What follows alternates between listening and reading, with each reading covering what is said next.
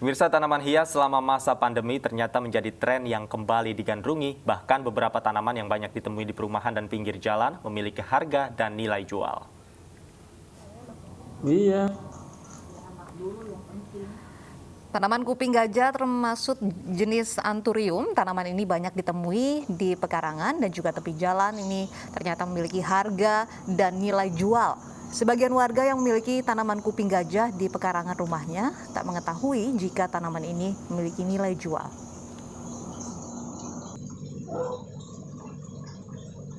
Tapi sekarang tahu nggak Pak nih kalau misalnya tanaman ini lagi banyak dicari dan harganya memiliki harga yang cukup mahal gitu Pak?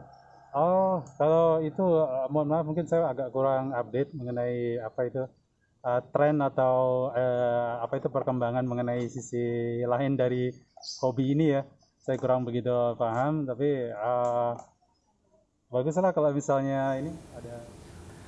Saat ini harga kuping gajah yang paling digemari adalah jenis Anthurium crystallinum yang memiliki harga hingga Rp300.000. Bahkan Anthurium crystallinum silver berkisar hingga Rp2 juta.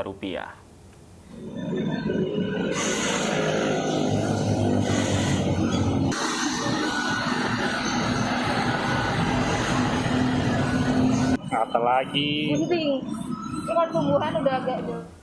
Nah, apa yang membuat tanaman yang tadinya merupakan tanaman liar menjadi mahal saat ini? Sudah bersama kami Miftahul Arif, pendiri Tree Plant Studio dan Nursery di Depok, Jawa Barat. Selamat siang, Pak Arif. Iya, Mas. Oke, Pak Arif, ini sejak kapan kuping gajah menjadi primadona? Dan bisa dijelaskan apa sih yang membuat kuping gajah ini harganya bisa melambung tinggi, Mas Arif? Ya, yang pastinya semenjak pandemi ini beberapa jenis tanaman termasuk kuping gajah atau sebenarnya dia jenisnya anthurium ya. Jadi dia meningkat permintaannya karena memang biasanya kalau kita lihat di rumah nenek kita, orang tua kita tuh biasa ada kuping gajah, pasti ada tuh kalau yang suka koleksi tanaman. Nah, semenjak pandemi ini sendiri akhirnya membuat demand-nya juga menjadi meningkat sehingga harga juga jadi bertambah. Malah ada beberapa yang contohnya kayak Anthurium regale yang import dari Amerika Selatan tuh bisa satu daun bisa nyampe 15 juta sampai 20 juta gitu per daun ya. Jadi ya kolektor-kolektor juga akhirnya mencoba mengumpulkan lah untuk mendapatkan koleksi yang terbaik gitu. Ini harganya 15 juta per daun, ini bisa beli gadget, Pak Arif. Apa yang membuat sampai sebegitu mahalnya tanaman ini?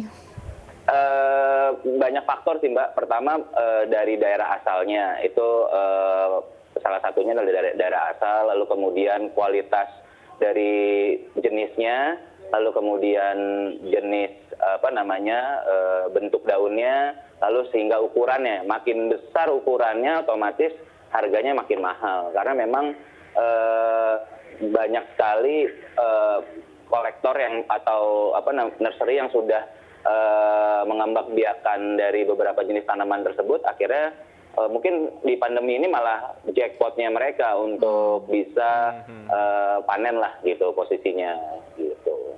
Oke. Makanya harganya karena demand-nya juga tinggi akhirnya harga juga jadi meningkat. Karena ngikutin pasar sih sebenarnya, kalau pasarnya dia meningkat harga juga meningkat gitu. Oke, Mas Arif, ini kira-kira tren harga yang begitu tinggi untuk kuping gajah ini kira-kira bertahan berapa lama? Karena mungkin tadi Mas Arif bilang bahwa ternyata yang memelihara selama ini bahkan saat ini adalah jackpotnya gitu. Nah, untuk pemula ini berapa lama kira-kira untuk memelihara sebelum akhirnya dijual bisa harga tinggi? Kalau ngelihat sekarang kan trennya nggak cuma di Asia Tenggara aja ya, karena ini sampai dunia ya. Jadi kalau secara mungkin bukan bulan atau satu digit tahun ya, mungkin bukan cuma 1 tahun aja, mungkin 2 tahun ke depan trennya juga masih akan masih in lah gitu. Makanya nggak ada salahnya kalaupun kita memulai memelihara atau mengadopsi mulai dari yang ukurannya kecil juga it's worth it kok gitu untuk dimulai. Karena memang pandemi ini hampir memberikan situasi yang baik bagi para penikmat tanamannya maupun bagi para orang yang menyediakan tanaman itu sendiri gitu. Mas Arief, ini berarti semakin banyak daunnya semakin mahal harganya. Paling mahal satu tanaman bisa berapa harganya, Mas Arief? Ya tergantung jenisnya. Kalau misalnya yang biasa tarantula gitu, dia mungkin per daun yang kayak gini, saya kasih lihat ya. Mungkin yang kayak gini bisa 2 jutaan posisinya. Gitu, Satu daun ini. 2 juta? Enggak, satu pot gini 2 Oke. juta. Gitu. Itu walaupun harganya tinggi tetap peminatnya tetap banyak. Ya so far pada saat kita restock ya 2 minggu udah 10 gitu misalnya ya udah habis gitu. Jadi kita harus restock lagi. Nah problemnya sekarang untuk dapetin barang yang mungkin dengan kualitas yang sama itu yang sulit gitu. Jadi memang harus punya networking yang baik dengan para petani juga gitu. Oke, Mas Arief, mungkin masyarakat nih bertanya-tanya, bagaimana kemudian cara kita merawat tanaman yang harganya tinggi ini, kuping gajah? Seperti apa cara merawatnya sih? Yang pasti karena sekarang lagi marak pencurian juga, yang pasti kalau merawat diletakkannya di tempat, kalau misalnya yang mahal diletakkan di tempat yang aman.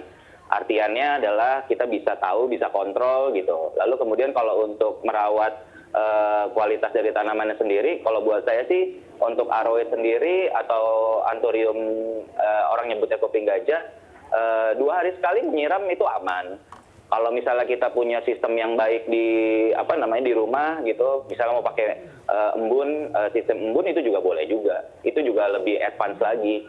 Tapi so far merawatnya nggak susah, gampang. Kalau misalnya dia terlihat ada masalah, mungkin bisa diidentifikasi nanti dari media tanamnya kah, atau pola menyiramnya yang kebanyakan siram itu juga, kebanyakan air juga nggak boleh gitu. Jadi 2 hari sekali, kalau misalnya pagi ya pagi, kalau misalnya sore atau malam ya malam nyiramnya. Jadi sebenarnya kan mereka juga bukan tipe tanaman yang rewel gitu, jadi mudah lah untuk merawatnya. Jadi untuk mengembangbiakannya juga bisa begitu di rumah ya. Terima kasih Mas Arief sudah bergabung bersama kami di iNews Siang.